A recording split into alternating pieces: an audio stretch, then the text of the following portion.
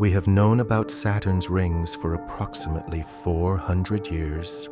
Galileo observed them in 1610, though he could not identify what they were. Huygens described their geometry correctly in 1655. For 4 centuries, the rings have been the defining image of the outer solar system. They are between 100 and 400 million years old. The solar system is 4.5 billion years old. The rings have existed for, at most, 9% of the time Saturn has. They will be gone in roughly 100 million years. We are observing Saturn during a period that represents approximately 1% of its total lifespan, the specific window in which its rings exist at their current scale. That is not a coincidence. There is no such thing as a coincidence at this scale. There is only probability, and the question of what it means that we are here at all. Saturn has existed for approximately 4.5 billion years. Its rings formed somewhere between 100 and 400 million years ago. The uncertainty in that estimate is itself informative. Dating ring material is difficult because the ice is continuously renewed by collisions, erasing the radiometric record. What we can say with confidence is that the rings are geologically recent. They post-date the dinosaurs.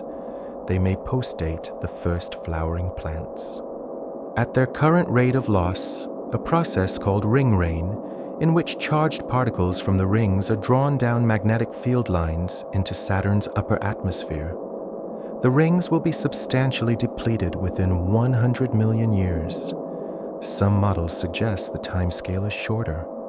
The window in which Saturn has rings of this scale, and in which those rings are visible to observers in the inner solar system, is roughly 200 to 500 million years out of a 4.5 billion year planetary lifespan. Call it 5 to 10%. The specific window in which they exist at their current mass and reflectivity is narrower still. We are inside that window. That is not a framing device. It is a constraint on observation that has direct consequences for what we know and what we can know about Saturn. The rings are not decoration. They are a record. They encode the history of a collision event, or possibly multiple collision events, in their composition, structure, and distribution. They are also the primary reason Enceladus and several other inner moons are geologically active.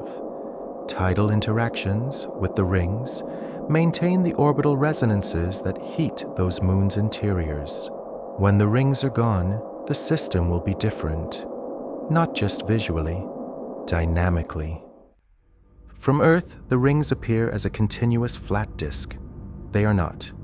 They consist of discrete particles, water ice predominantly, with some rocky material, ranging in size from fine dust to irregular blocks tens of meters across.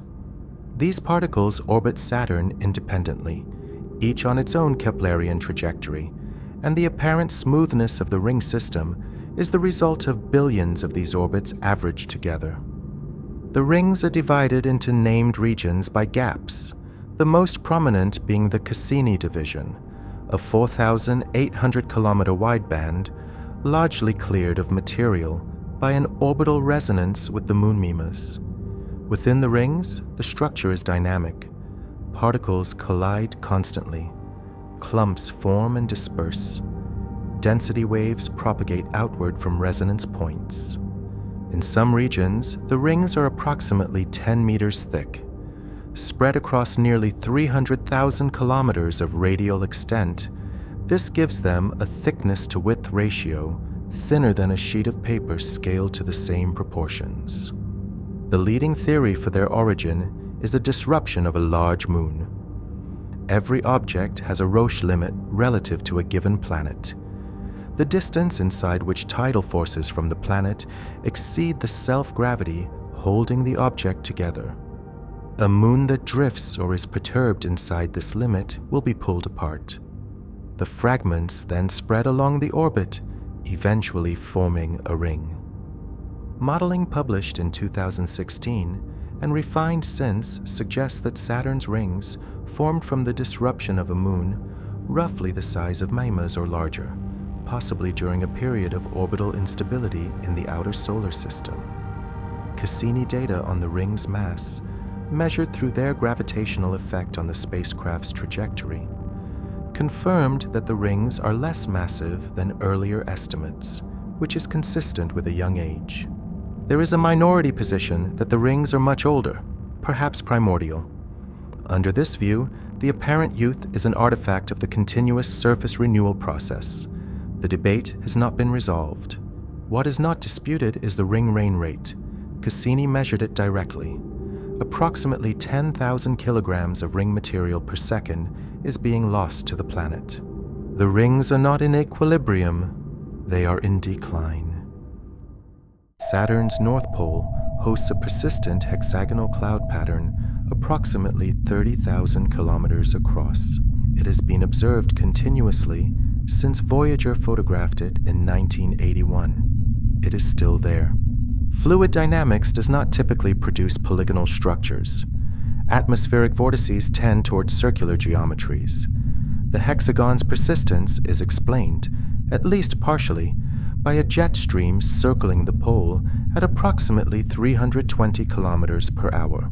Laboratory experiments and computational models have reproduced hexagonal wave patterns in rotating fluids under analogous conditions.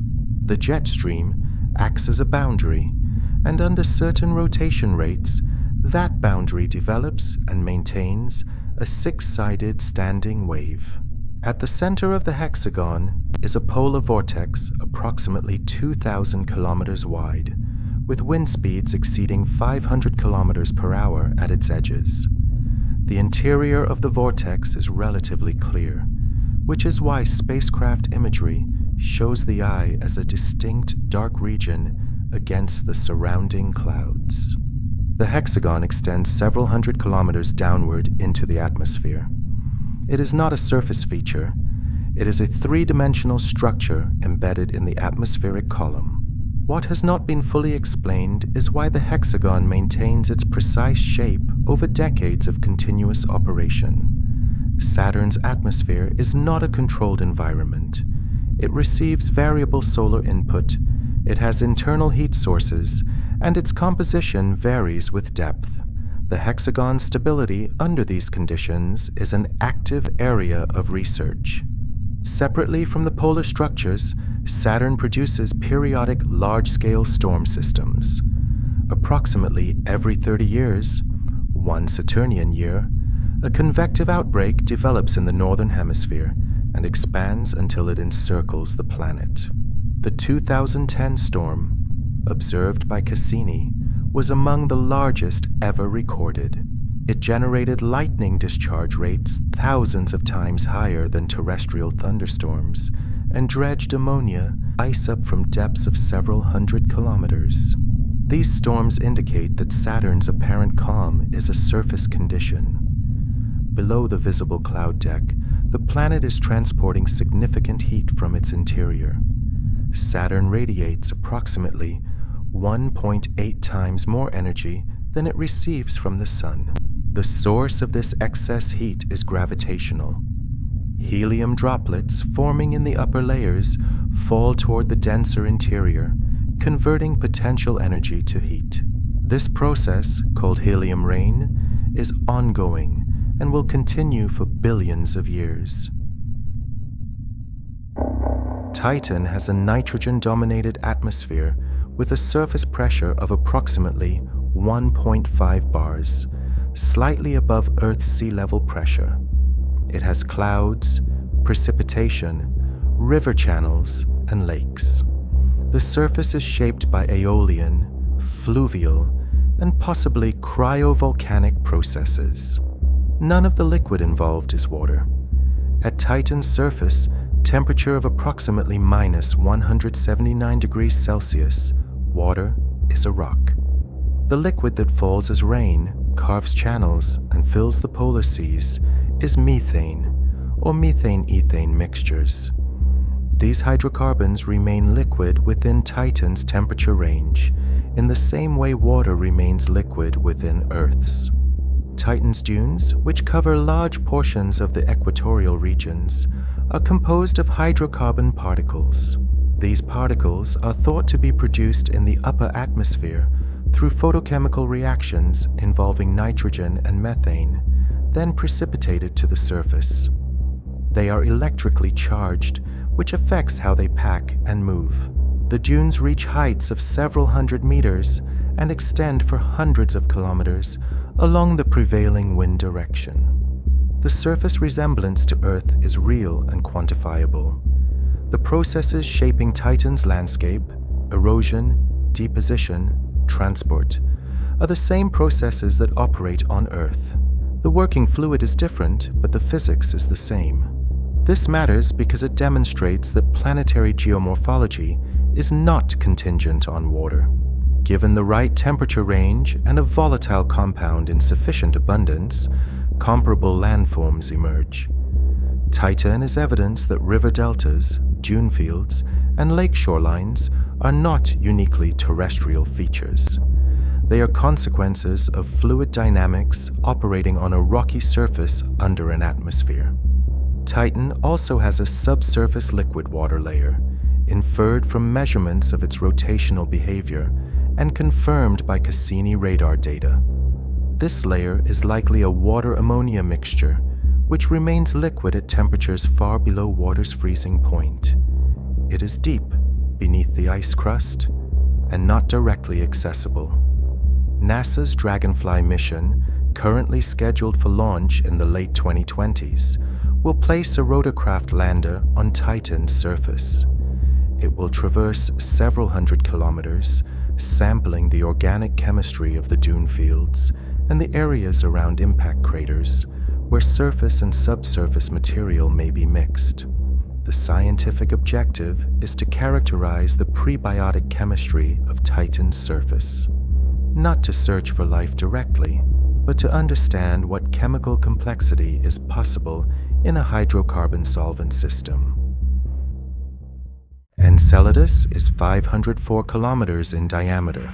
It is small enough that its surface gravity is roughly 1% of Earth's.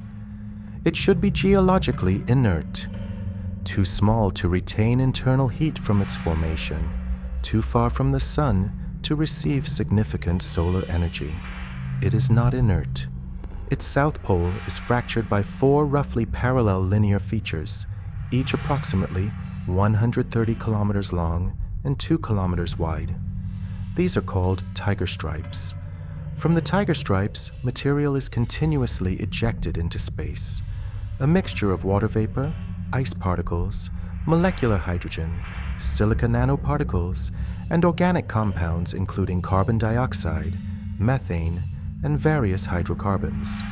The heat source is tidal. Enceladus orbits Saturn in a 2-to-1 resonance with the moon Dione. For every 2 orbits Enceladus completes, Dione completes 1. This resonance maintains a slight eccentricity in Enceladus's orbit, which means the moon is alternately squeezed and relaxed by Saturn's tidal forces as it moves closer and farther from the planet. This mechanical deformation generates heat in the interior, analogous to the heat generated by repeatedly bending a metal rod.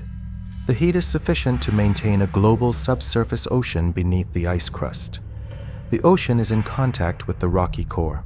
Hydrothermal processes, water reacting with rock at elevated temperatures, are likely operating at the ocean floor. The silica nanoparticles detected in the plumes are consistent with hydrothermal activity at temperatures of at least 90 degrees Celsius. Cassini flew through the plumes multiple times and detected molecular hydrogen. The most straightforward explanation for the hydrogen is a reaction between water and iron or magnesium silicate minerals at elevated temperature, a process called serpentinization, which operates at hydrothermal vents on Earth's ocean floor. On Earth, hydrothermal vent ecosystems exist without sunlight. The energy source is chemical.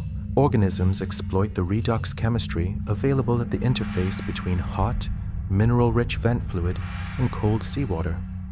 The discovery of similar conditions in Enceladus's ocean does not confirm the presence of life. It confirms the presence of the conditions that on Earth are associated with life. That distinction matters. The conditions are necessary, but not sufficient. Whether life has actually developed in Enceladus's ocean cannot be determined from the plume data alone. The organic compounds detected are complex, but not unambiguously biological. Distinguishing abiotic chemistry from biological chemistry at this scale through remote sampling of plume material is at the edge of current analytical capability. What the Enceladus data does establish is that the category of habitable environment is larger than previously defined. Before Enceladus, habitability was largely discussed in terms of surface liquid water, which requires a specific temperature range and atmospheric pressure. Enceladus has liquid water with no surface, no atmosphere at the water interface, and no solar input. If it hosts life, the distribution of potentially habitable environments in the outer solar system, and by extension in other planetary systems, expands considerably. By 2017, Cassini had been in orbit around Saturn for 13 years. It had executed 293 orbits, conducted 162 targeted flybys of Saturn's moons, and returned approximately 635 gigabytes of data.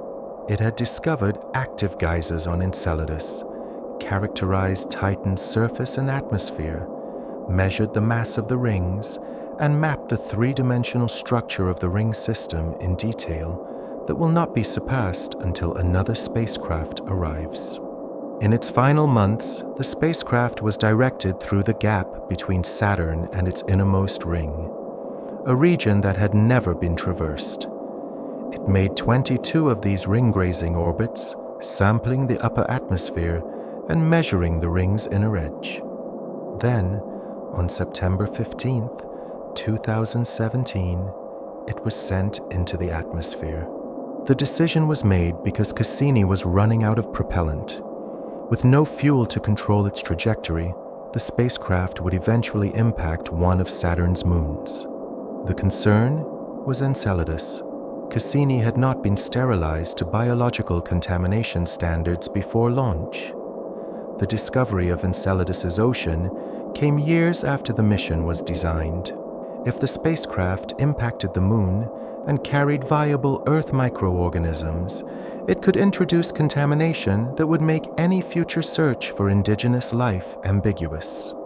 Directing it into Saturn's atmosphere was the cleanest available option. The spacecraft would be destroyed completely, and the planetary protection concern would be eliminated. During the final plunge, Cassini maintained contact with Earth, transmitting data until atmospheric drag exceeded the ability of its thrusters to hold its antenna on target. The last signal was received at 7:55 a.m. Pacific Daylight Time. Cassini had entered the atmosphere approximately 83 minutes earlier, the time required for the signal to travel from Saturn to Earth. The spacecraft itself was gone before anyone on Earth knew it.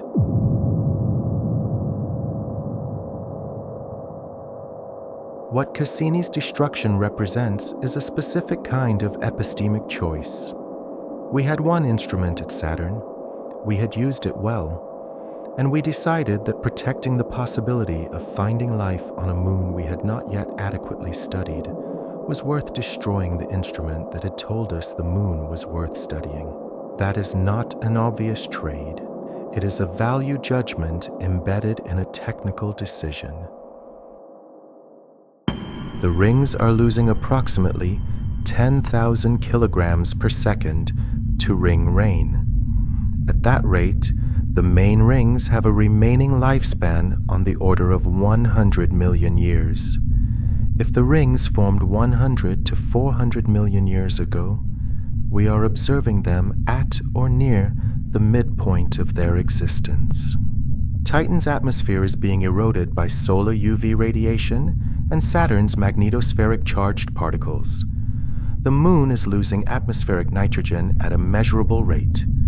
Over geological time, without a replenishment mechanism, the atmosphere will thin. The methane cycle, which drives the precipitation and surface geology, will slow. Enceladus's activity is contingent on the tidal resonance with Dione. Orbital dynamics evolve. The resonance that currently heats Enceladus's interior will not persist indefinitely. When it weakens, the tidal heating decreases. The subsurface ocean will eventually freeze. None of these processes are imminent on human timescales. They operate over tens to hundreds of millions of years. The system, as we observe it today, will persist in recognizable form far longer than our species has existed. But the direction is clear. The rings are declining. Titan's atmosphere is thinning. Enceladus's heat source is temporary. The configuration of the Saturnian system that we have studied, and that has shaped our understanding of what planetary systems can be, is not the system's permanent state. We observed it at a particular moment. We sent one spacecraft. It lasted 13 years. We destroyed it to protect a moon it had found. The next dedicated mission to Saturn is not yet approved. The timeline for any successor to Cassini is measured in decades. Meanwhile, 10,000 kilograms of ring material falls into Saturn every second. It has been falling since before we knew the rings existed. It will continue after we are gone.